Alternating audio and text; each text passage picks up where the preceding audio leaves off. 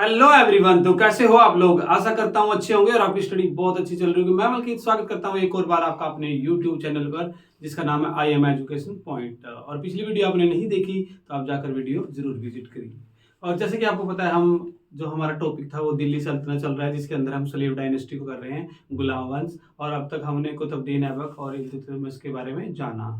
और आज हम जानेंगे भारत की पहली महिला सुल्तान के बारे में, जो कौन थी? रजिया सुल्ताना। तो ज्यादा टाइम नहीं लूंगा, बने रहिए मेरे साथ इस वीडियो में शुरू से लेके एंड तक।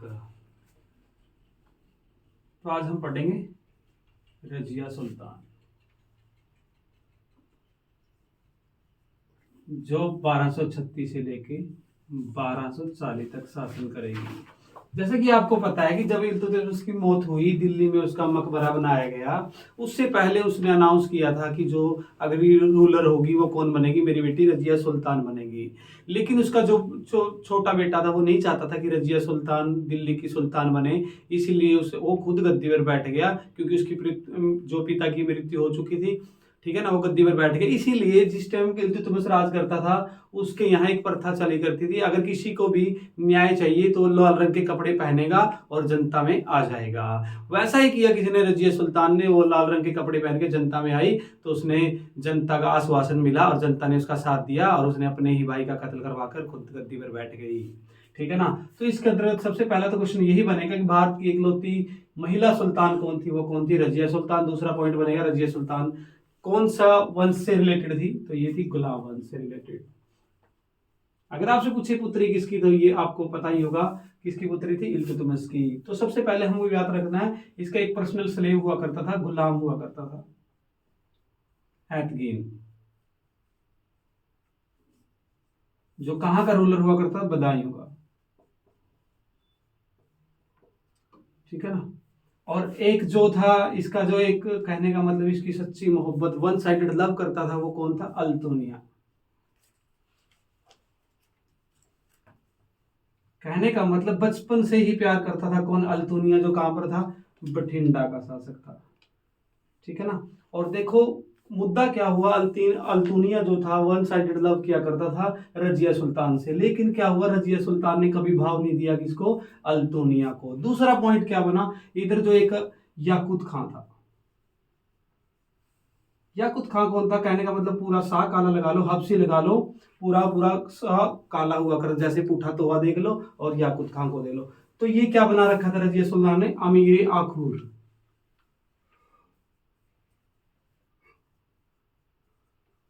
ये रजिया सुल्तान का अमीर आखुर हुआ करता था। कहने का मतलब जो घोड़े के तबेले होते हैं ना, उनकी रखवाली किया करता था याकूत खान। और ये ही रजिया सुल्तान का जो घोड़ा था, उस पे रजिया सुल्तान को अपने हाथों से चढ़ाया करता था। और ऐसा करते करते रजिया सुल्तान किसके प्यार में पड़ गई? याकूत खान के प्यार में पड़ गई। क्योंकि हर मोमेंट में हर रोज चढ़ाया करता था, तो रजिया सुल्तान किसके क्या प्यार में पड़ गई? याकूत खान के में। और याकूत खान भी उसको पसंद करने लगा, और इन दोनों ने मिलकर क्या कर ली? शादी कर ली। किसने? याकूत खान और रजिया सुल्तान से। यहां पर दिल टूटा किसका? अल्तुनिया का। और अल्तुनिया ने बठिंडा में खुद को इंडिपेंडेंट घोषित कर लिया, भाई मैं किसी रजिया को नहीं जानता, क्योंकि बचपन की मोहब्बत किया करता था।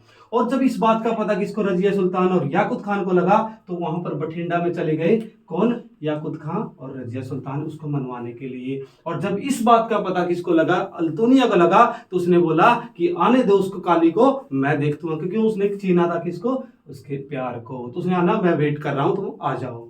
उसके बाद जैसे ही अल्तुनिया के पास को पहुंचा कौन? याकूत खान। सबसे पहले तो इसने इसको हटा दिया आगे से, याकूत खान का कत्ल कर दिया अल्तुनिया ने। और रजिया सुल्तान से कहा कि आपके पास दो ऑप्शन है, या तो मेरे से शादी कर लो या मेरे को दिल्ली की गद्दी दे दो। रजिया सुल्तान नहीं चाहती थी कि दिल्ली गद्दी किसको मिले? अल्तुनिया को मिली। इसलिए बोली मैं तुमसे शादी करने के लिए तैयार हूं। दूसरी कड़ी क्या बनी, जिस टाइम दिल जो बठिंडा में पहुंची रजिया सुल्तान, इसका बड़ा भाई हुआ करता था बहराम शाह।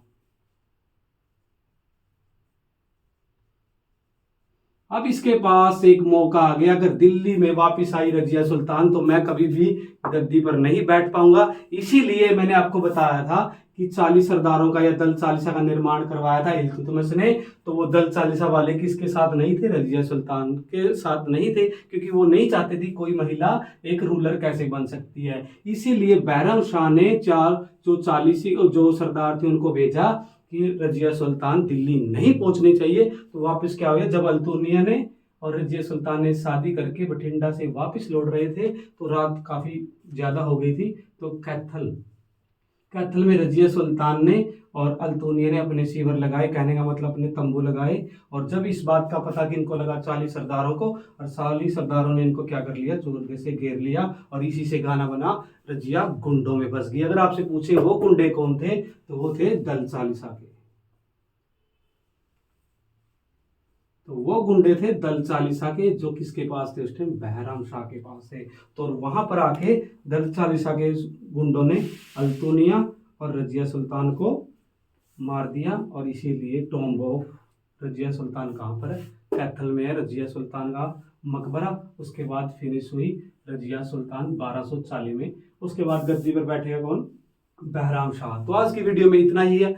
आशा करता हूँ आपको वीडियो अच्छी लगी हुई। तो कल मिलते हैं बहराम शाह के साथ, तब तक के लिए धन्यवाद।